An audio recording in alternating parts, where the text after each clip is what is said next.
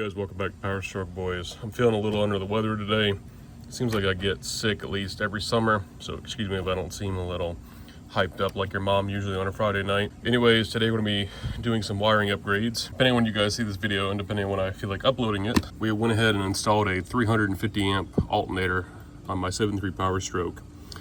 And I did this because number one, the stock alternator was starting to lose a little voltage.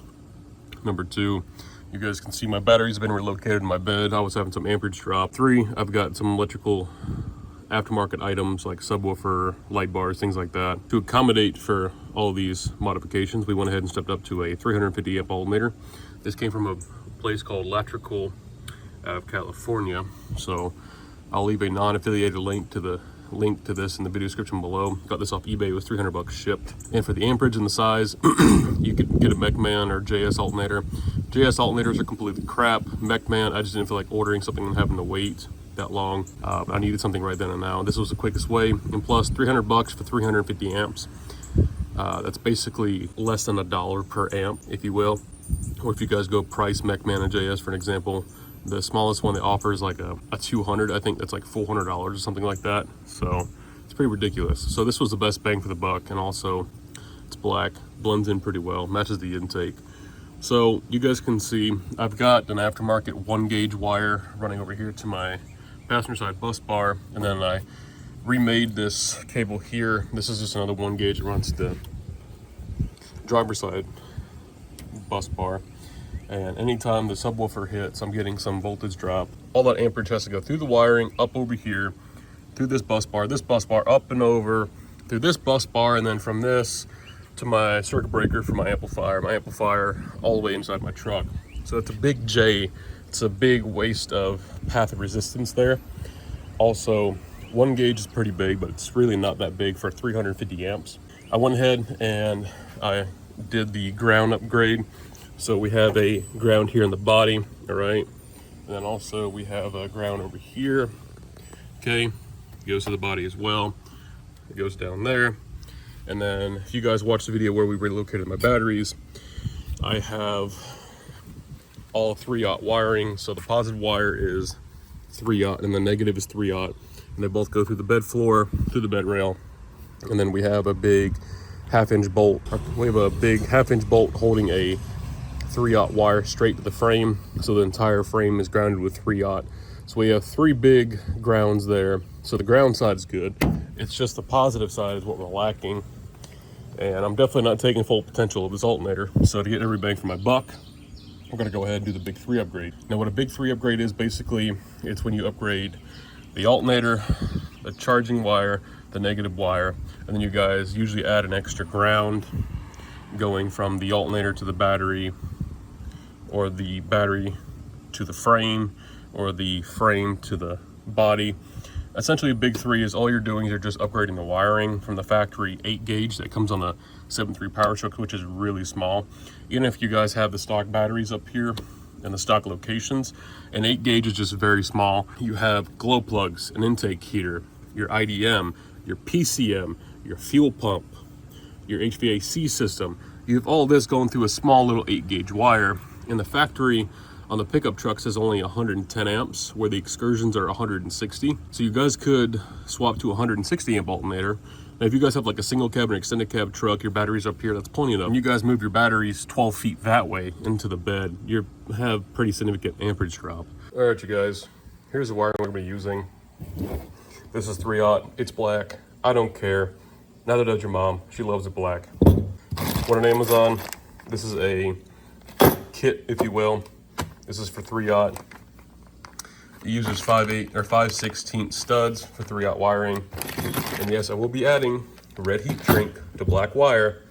Oh God. And then we're going to be using 3/4 inch wire loom to cover all this. A little tip for you guys: the bigger the wiring in the automotive field, the smaller the number. For example, this is 1 gauge, about the size of my pinky. I've got pretty big fingers, pretty big hands. This is 3/0. We're going below 0. So we're going 1 gauge, 0 gauge, 1/0, 2/0, 3/0. What I mean by 3/0 is 3/0. This is pure copper. That's what you want. pure copper, oxygen-free wiring. Best you can get on the market.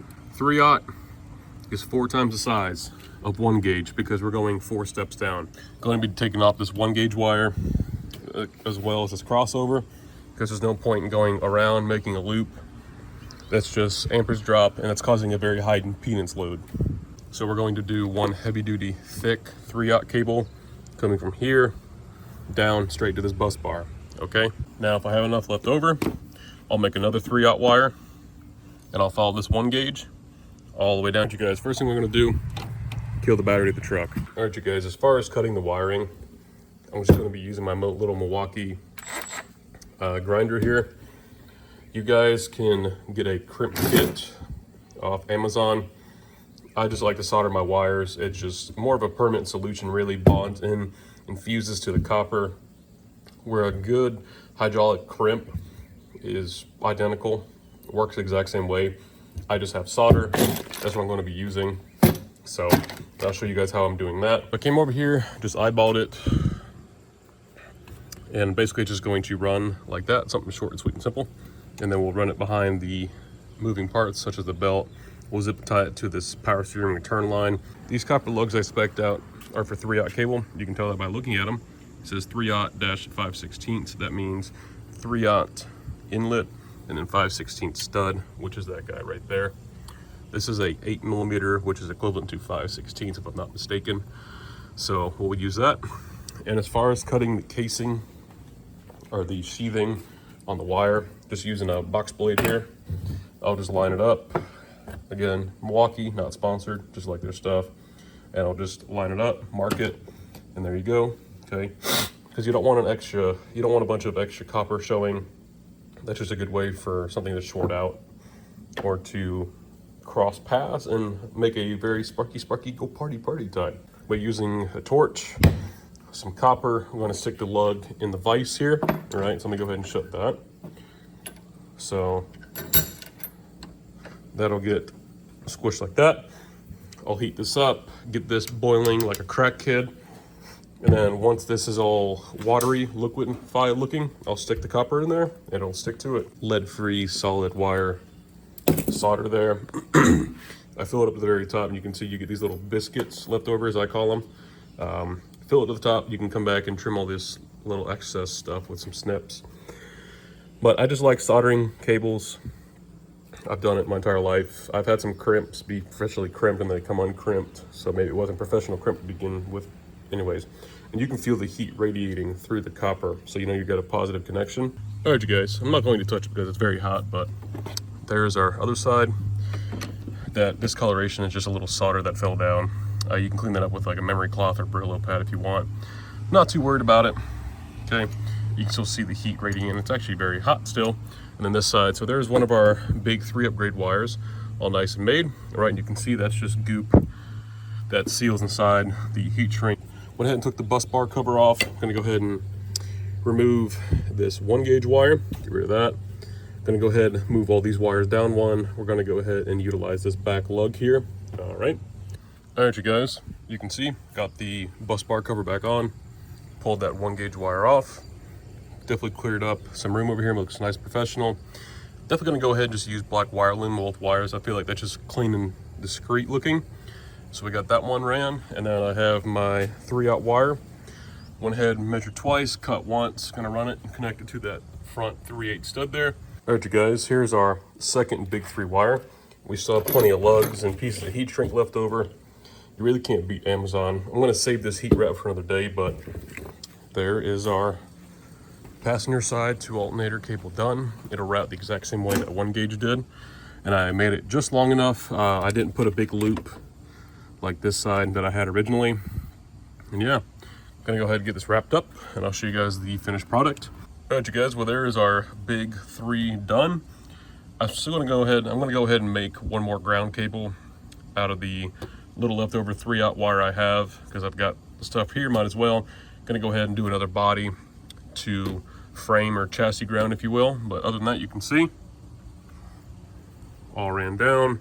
Got the covers back on. This comes back over behind the AC compressor, just like the original. Comes down. Decided to feed it out the front, and then we have our glow plug wire hooked up as well. zip tied it all together, and there you go. Now let's go ahead and make one last cable. Big 3 upgrade. We have our big ground here. All right, there was a hole here already. I grinded that, hit it with some clear coat so it doesn't rust. Same thing in the frame, got that down a bare frame, clear coated it, and then I just made another loop, and there we go. So it doesn't have to be anything fancy. One of these is fine, and then the other one I was talking about earlier is way back here. You guys can see, so we have 2 3-aught grounds, and then the up in the engine bay as well. So we got plenty. So the frame is grounded, and then the body to frame is grounded as well. All right, you guys, that's a wrap to installing a big 3 upgrade in your 7.3 Powerstroke. Hope you guys just enjoyed this tutorial. Cheap, easy, and now we shouldn't have any more voltage issues. Remember, leave a like, comment down below, subscribe, turn the notification bell on. Thanks for watching, guys. See you next video.